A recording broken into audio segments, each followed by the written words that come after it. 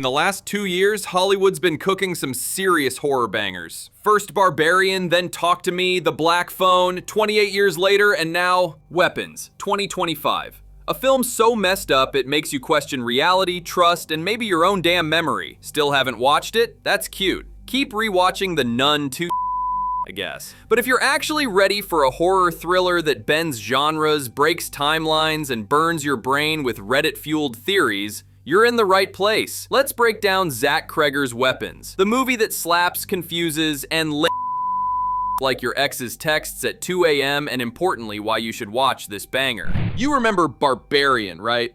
That slow burn creep fest from 2022 that made you scared of Airbnbs and basements? Well, guess what?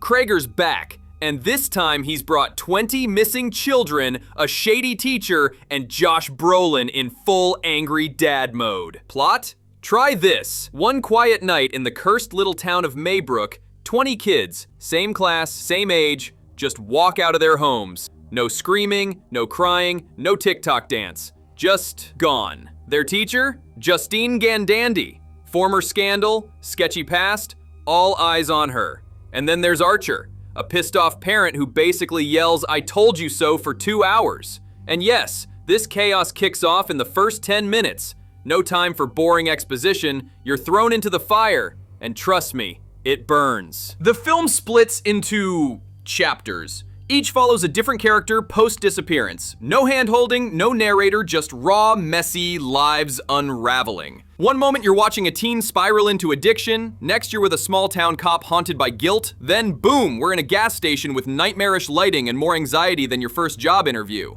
It's horror roulette. You never know where the bullet is, but you feel it coming. Julia Garner slays as Justine. She's like a haunted mirror. You can't tell if she's hiding trauma, secrets, or both. Josh Brolin, pure rage and pain. He doesn't act angry, he is anger. Alden Ehrenreich plays the good cop turned bad decisions guy, and it works. He's the emotional glue of this mess. And then, surprise MVP, Austin Abrams, a twitchy, drug-addled side character who somehow delivers the most emotional gut punch. He's funny, broken, and weirdly wholesome? Larkin Seipel, the guy behind Everything Everywhere All at Once, goes off in this movie. You want dread? He gives you dread in high def. Every scene feels off, too quiet, too symmetrical, too wrong, which is exactly right. The dream sequences, easily some of the best nightmare imagery we've seen since The Babadook. You'll wake up sweating. Oh, and there's a hallway scene. If you don't scream, blink, or throw your popcorn, congrats, you're already a ghost. But just when you think you figured it out, boom, twist, reset. I won't spoil it, but just know your theory's wrong. This is a true story that happened right here in my town. A lot of people die in a lot of really weird ways in this story.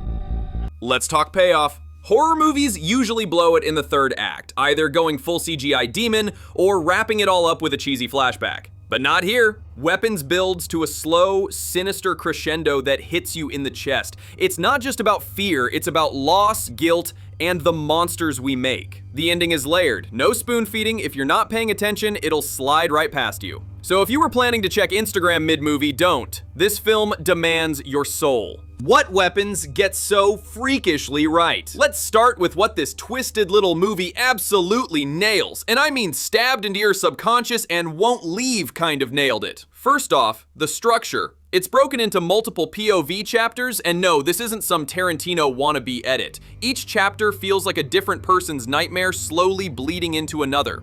It's like if Inception and Hereditary had a baby and left it to be raised by Reddit conspiracy theorists. And the performances, my God, not a single weak link. Julia Garner looks like she's been having sleep paralysis for a decade. Josh Brolin brings that tired of everyone's BS energy we love, and Alden Ehrenreich, he's finally found the role that doesn't require him to pilot the Millennium Falcon. The dream logic, the nightmare visuals, it's surreal in a way that doesn't scream art school dropout. It actually works. You feel disturbed, but not in a what am I watching way. More like why do I feel cold even though I'm wrapped in a blanket kind of way. And then there's the sound design. Oh, sweet anxiety. This movie's soundscape is a love letter to your fight or flight response. It's like being inside a haunted violin factory, but you know, vibey. And yes, weapons sticks the landing. Not in a throw the popcorn way, but more like Simone Biles after 3 Red Bulls and an exorcism. It ends with confidence and leaves you staring at your screen like, wait, what did I just watch? And also, do I need therapy? The answer is yes. Yes, you do. But hey, not all knives are sharp. Okay, even the creepiest art pieces have their cracks. Weapons isn't perfect. Let's tap into the negatives. First off, the pacing. Yeah, Act 2 drags a bit. You'll start checking your phone, not because you're bored, but because you're unsure if you're in a dream or waiting for DoorDash. It's a vibe shift, just not always a good one.